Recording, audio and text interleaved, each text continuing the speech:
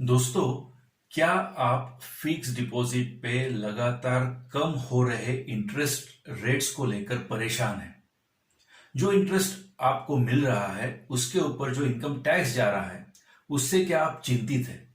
अगर हां, तो ये वीडियो आपको आखिर तक देखना चाहिए।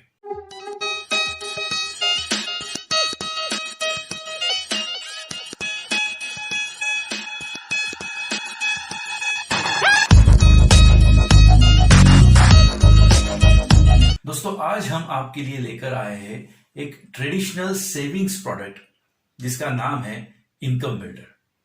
किसी भी सेविंग प्रोडक्ट या इन्वेस्टमेंट प्रोडक्ट के बारे में बात करने से पहले हमें उसके प्रोमोटर्स, उसकी कंपनी के बारे में सोचना समझना बहुत जरूरी है।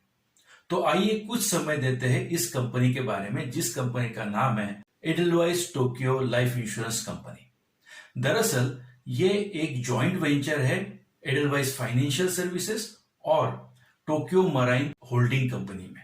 एडलवाइस फाइनेंशियल सर्विसेज, जो कि पूर्णतः स्वदेशी कंपनी है, इसकी स्थापना हुई थी 1996 में, और टोक्यो मराइन, जो कि एक जापानीज कंपनी है, इसकी स्थापना हुई थी 1879 में। इन दोनों का जो जॉइंट वेंचर है Edelweiss Tokyo life insurance company, वह आज भारतवर्ष में 121 ब्रांचेस के साथ 93 सिटीज में काम कर रहा है। यह कंपनी राइजिंग स्टार और बेस्ट लाइफ इंश्योरर अवार्ड से भी नवाजी गई है।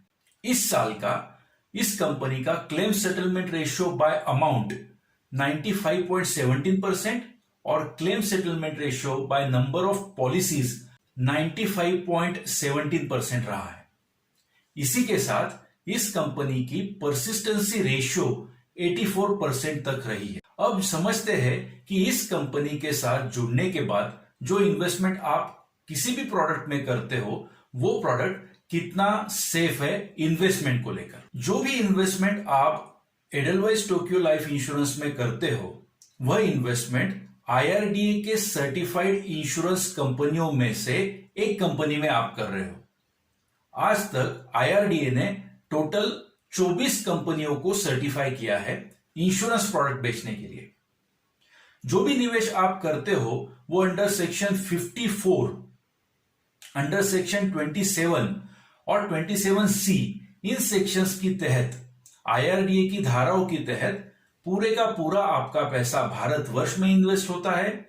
ज्यादातर पैसा गवर्नमेंट बॉन्ड्स में इन्वेस्ट होता है या फिर स्पेसिफाइड बॉन्ड्स में होता है। और जो पैसा आप निवेश करते हो इन इंश्योरेंस कंपनियों में, ये पूरे का पूरा पैसा सेफ इसलिए भी है क्योंकि कोई भी इंश्योरेंस कंपनी वॉलंटरीली अपने बलबूते पर खुद कभी बंद नहीं हो सकती। उसी के साथ ये जो कॉन्ग्लोमर है Edelweiss Tokyo life insurance company, इसको क्यूमुलेटिव एक्सपीरियंस रहा है लगभग 140 साल का। और जो टोक्यो मराइन कंपनी है उसका तजुर्बा है 39 देशों में काम करने का। अब समझते हैं एग्जैक्टली इनकम बिल्डर प्लान क्या है। कुछ फीचर्स मैं आपके साथ शेयर करना चाहूंगा इनकम बिल्डर प्लान के बारे में।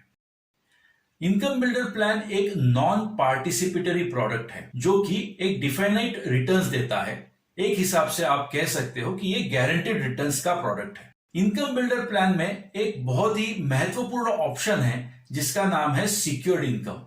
आगे जाके इस ऑप्शन के बारे में भी हम आपसे बात करेंगे।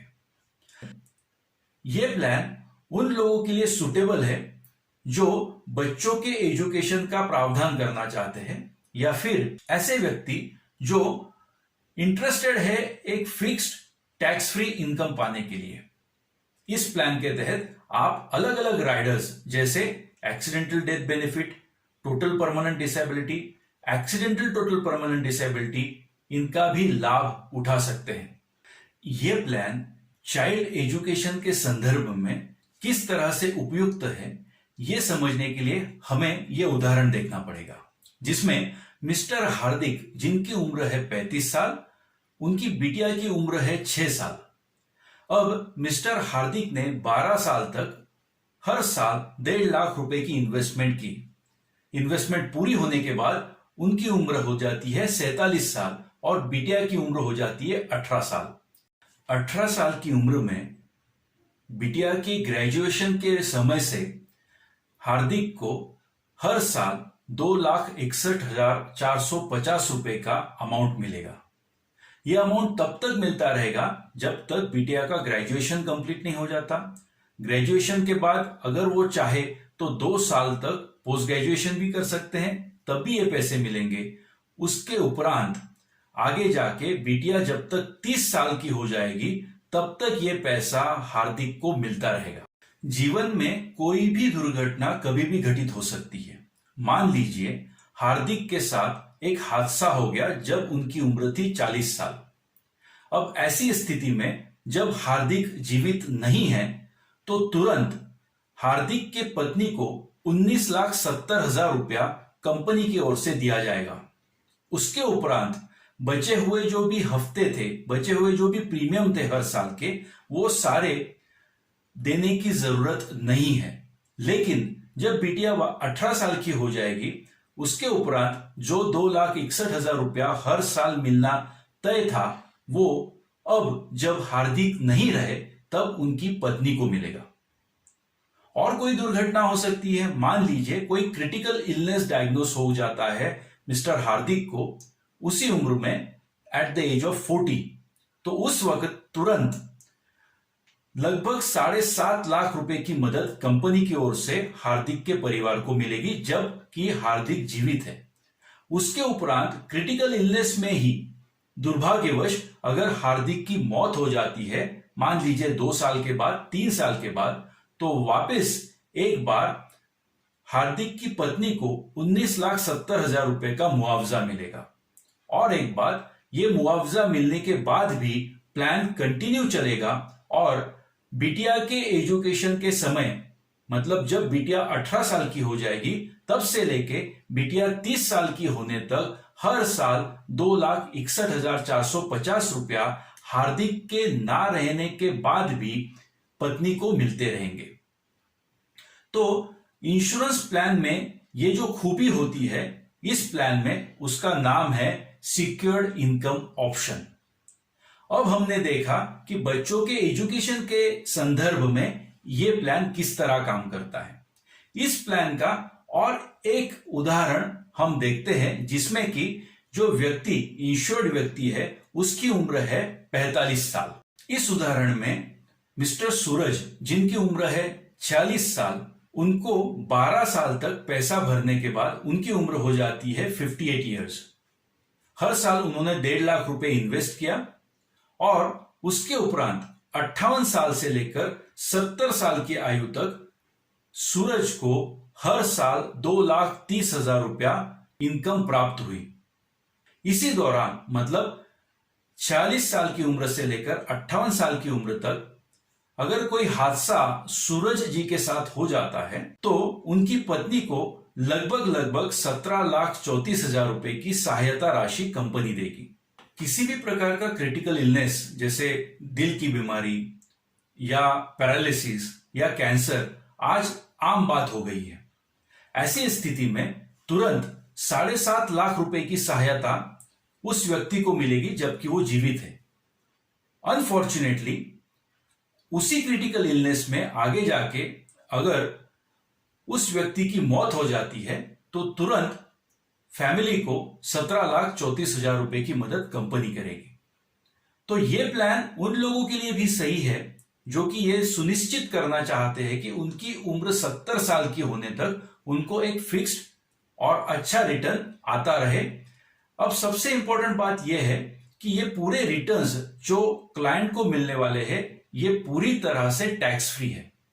आइए अगली स्लाइड में समझने की कोशिश करते हैं कि फिक्स्ड डिपॉजिट और इनकम बिल्डर इन दोनों में कौन से पैरामीटर में कौन सा प्लान सही बैठता है। इस स्लाइड में हमने फिक्स्ड डिपॉजिट और इनकम बिल्डर को सही मायनों में कंपेयर करने की कोशिश की है। टैक्स सेविंग की जब बात आती है तो फिक्स्ड डिपॉजिट में जब आप इन्वेस्ट करते हो तो टैक्स नहीं बच पाएगा।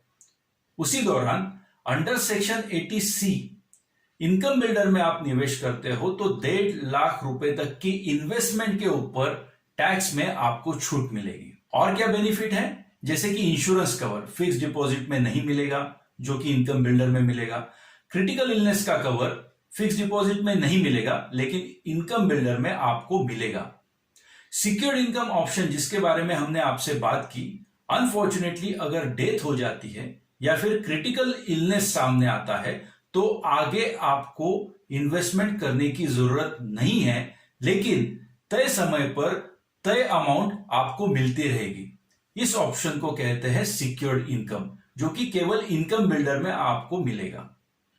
उसी तरह अलग अलग राइडर्स जैसे कि एडीबी, एटीपीडी और टोटल परमानेंट डिसेबिलिटी की भी सुविधा इंश्योरेंस प्लान के तहत आपको मिलेगी। रिटर्न्स के बारे में जब हम सोचते हैं, फिक्स डिपॉजिट यानी ट्रेडिशनल सेविंग प्लान आजकल 4.5% तक के रिटर्न आपको देता है। उसी समय इनकम बिल्डर में ज्यादा से ज्यादा आप 5.33% तक के रिटर्न पा सकते हो, लेकिन यहां पर आपकी आयु, आपकी उम्र के हिसाब से रिटर्न कम या ज्यादा हो सकते हैं। इसके अलावा टीडीएस की जो समस्या है, ये इनकम बिल्डर के साथ नहीं है।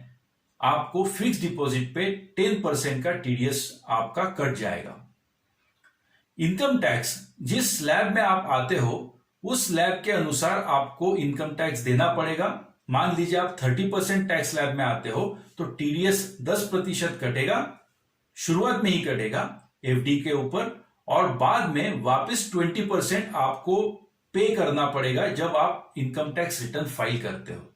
वैसी कोई भी समस्या इनकम बिल्डर के साथ नहीं है, क्योंकि इसमें कोई भी टीडीएस कट नहीं होता और इन्वेस्टमेंट जो आपकी रिटर्न्स देती है उसके ऊपर भी कोई टैक्स नहीं है, क्योंकि आने वाला पैसा अंडर सेक्शन 10(डी) के तहत टैक्स फ्री आता है।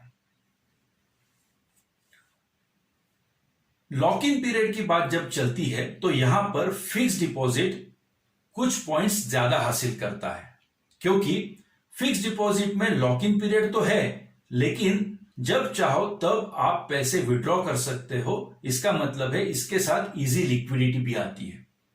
आइए जीएसटी के बारे में समझते हैं। फिक्स डिपॉजिट की इन्वेस्टमेंट के ऊपर आपको कोई जीएसटी नहीं देना पड़ता, लेकिन ट्रेडिशनल इंश्योरेंस प्लान में आपको 4.5% पहले साल और 2.25% दूसरे साल से आगे आखिरी साल तक देना पड़ता है। दोस्तों, आज हमने Edelweiss Tokyo life insurance company के इनकम बिल्डर प्लान के बारे में चर्चा की।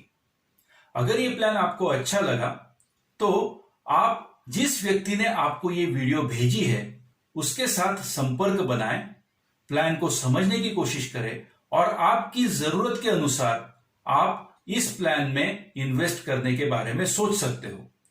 इनकम बिल्डर प्लान का ये इंडिपेंडेंट रिव्यू अगर आपको अच्छा लगे तो प्लीज हमारे चैनल को सब्सक्राइब कीजिए और इस वीडियो को ज्यादा से ज्यादा लोगों तक पहुंचाइए।